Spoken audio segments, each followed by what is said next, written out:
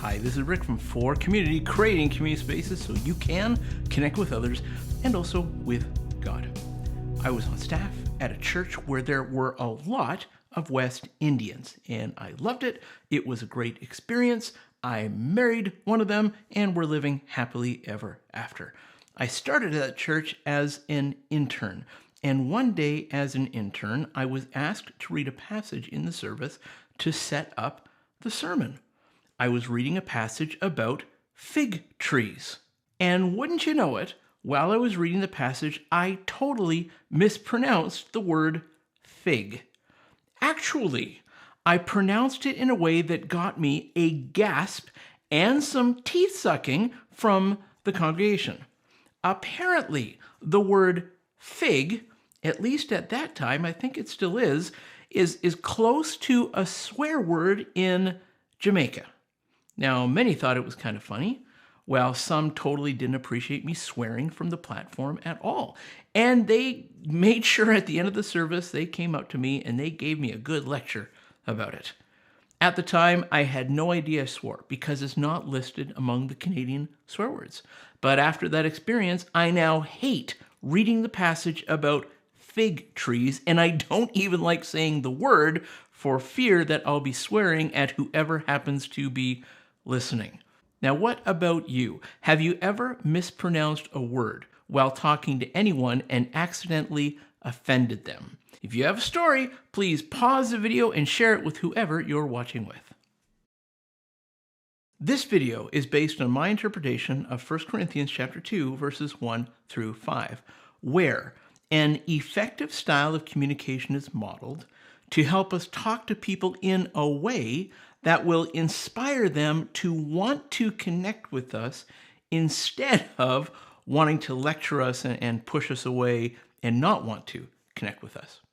1 Corinthians chapter 2, verses 1 through 5.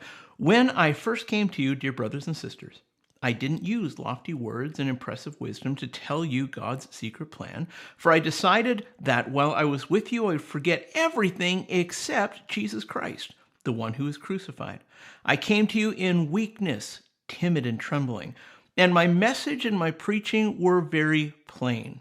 Rather than using clever and persuasive speeches, I relied on the power of the Holy Spirit. I did this so you would trust not in human wisdom, but in the power of God.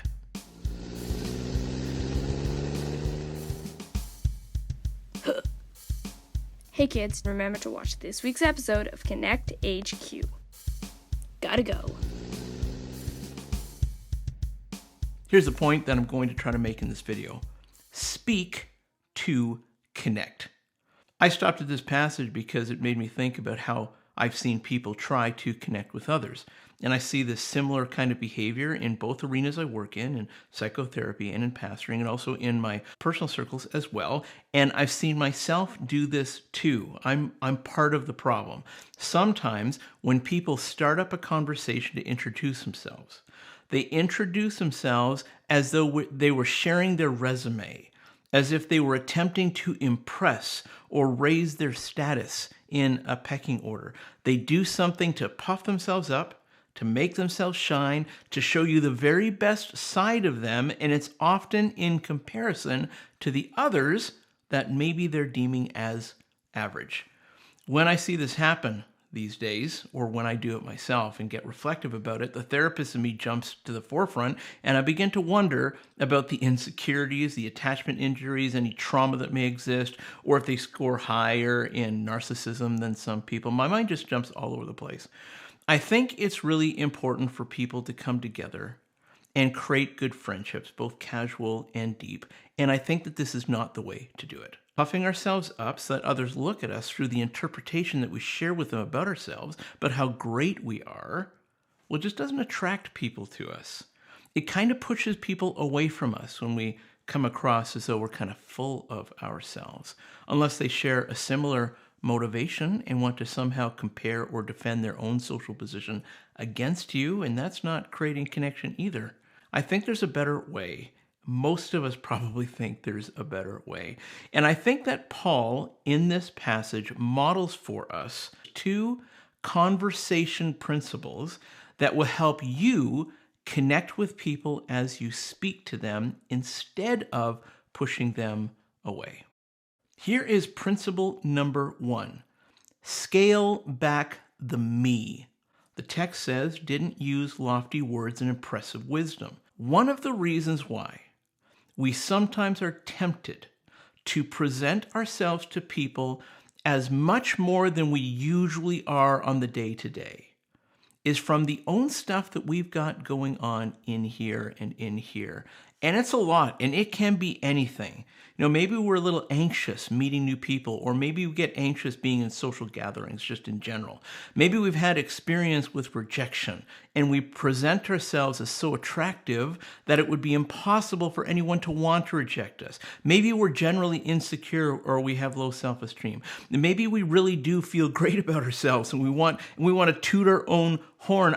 There are so many reasons why we may want to present ourselves in an overwhelmingly great light, and it all starts from in here and in here. It's certainly not starting from that person in front of us that we're trying to have a conversation with. Here's the very first observation I have about what Paul models for us. He scales back a lot of who he is and what he is, certainly his accomplishments. He makes sure that his intellect and power doesn't shine so brightly that he remains the center of attention and no one else has room to be in the conversation. Have you ever met somebody like that? Somebody whose personality and their talk of themselves shine so brightly that there's just no room in the conversation for you to join it. Now, here's the thing about relationships. You can't control a relationship. You can only control your part of the relationship, not the other person's part. The other person you're in a relationship with gets to control their own part. The simple 2-step principle to guide our conversations is this. Number 1, bid for attention, and number 2, gain consent. This is the process for almost every conversation that we're in, unless it's an employer talking down to us, or a parent talking down to a child to reprimand or something, or give orders, give instructions.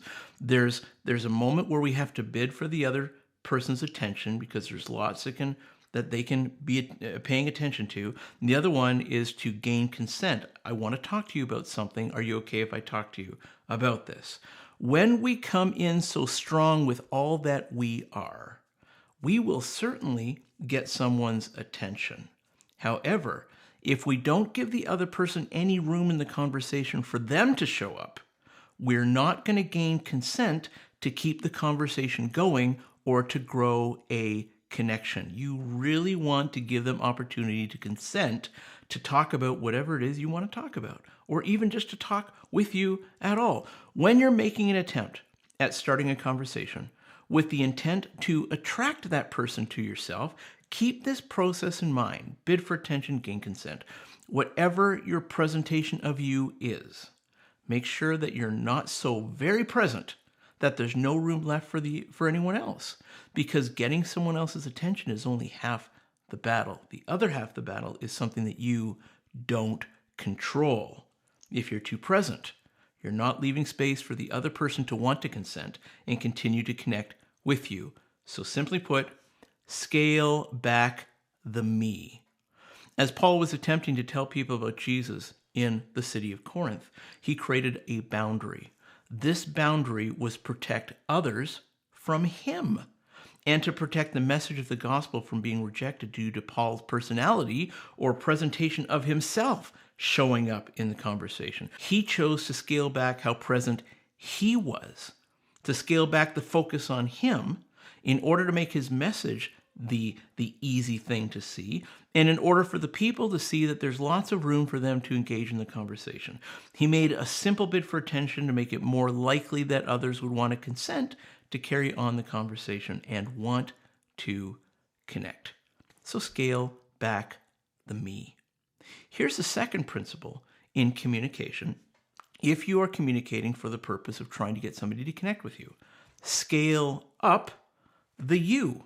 The text says, I did this so you would trust. As Paul is attempting to reach a new area, he scales back the presentation of himself, and he gives priority to the people he's connecting with. As he bids for attention, he leaves a lot of room for the person he's connecting with to feel they can trust him enough to give consent about continuing the conversation and even starting to trust the message about Jesus. Now here's the process again. Bid for attention, gain consent. If you want to speak in a way that attracts people to you, one of the things that may be helpful for you is to remember the power that the other person has that you can never have. The person you're speaking with has the power to give or withhold consent. If you really want to connect with someone, then one of the things you can do is think about how they're experiencing you, and help give them a softer presentation of you so that they don't feel overwhelmed and they feel that they want to keep connecting. Paul chose a very soft presentation of himself. He was a very intelligent guy in his day and in his field. He stowed away the presentation of his great intelligence and dumbed down his speech a little to make his conversation accessible for the people that he was speaking with, so that they seemed intelligent enough to join the conversation and interested enough to want to. So very simple idea here, to help you speak in a way that will connect you with others. Whatever your conversation or introduction is about and is for, make it less about you and make it more focused on who you're speaking with. Make it easy for someone to engage with. Make it interesting enough for someone to engage with. Make sure they have a lot of space in the conversation for them to show up. Make sure they can trust that you're not going to judge them by the awesomeness of you. Bid for attention, gain consent. Simple process for all communication we engage in. I think that Paul models it really well in this passage as he's showing us the priority that he has on the message of the gospel and just telling people about Jesus. Bid for attention, gain consent. That's it from me to you for now. Would you please like? Would you please share? Would you please subscribe? Also, this coming Sunday, we're meeting at 10:30 a.m. and 6 o'clock p.m. Would you please ask for the link? Remember, at 6 o'clock p.m., it is all men. So if you are a man and want to connect with us, we're having an awesome time. Please join us for creating community spaces so you can connect with others and also with God. See you next time.